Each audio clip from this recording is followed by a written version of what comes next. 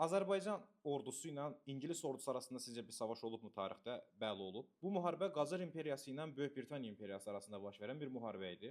Bilirsiniz ki, Qacarlar Azərbaycan türk sülaləsidir və İranı uzun illər idarə ediblər.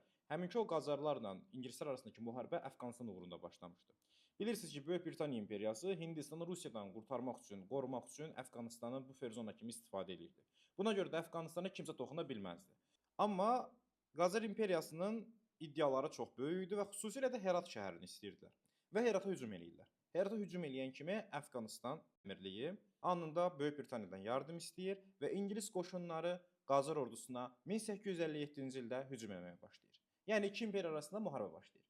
Və beləliklə Qacar ordusunun böyük qismi Azərbaycanlılardan ibarət idi. Onlar gəlirlər ki, İngilis ordusunu saxlasınlar, amma hər döyüşdə ingilislərə məğlub olurlar. Bunun da ən böyük səbəbi əslində ingilislərin üstün texnologiyası idi. Yəni uzaqdan bum bum bum vurub darmadağın eləmişlər Qacar ordusunu. Qacarlar heç nə eləyə bilmirdi. Bunu görən Nəsrəddin Şah, yəni Qacar imperatoru əmr verir ki, partisan savaşına keçin. Amma yenə də ingilisləri saxlaya bilmirlər.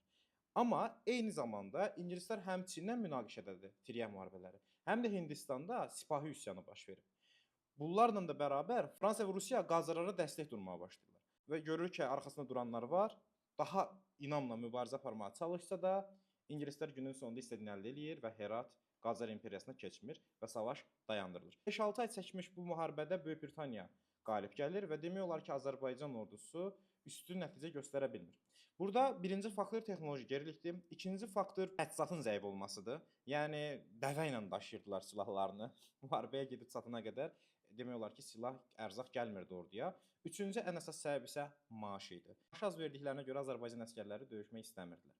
Onsuz da ordunun başında da bir türk durmuşdu, Qacar türkü Xanlar Mirzə və müharibədə bu etdiklərindən sonra onsuz da Şah Nəsrəddinin gözündə düşdü.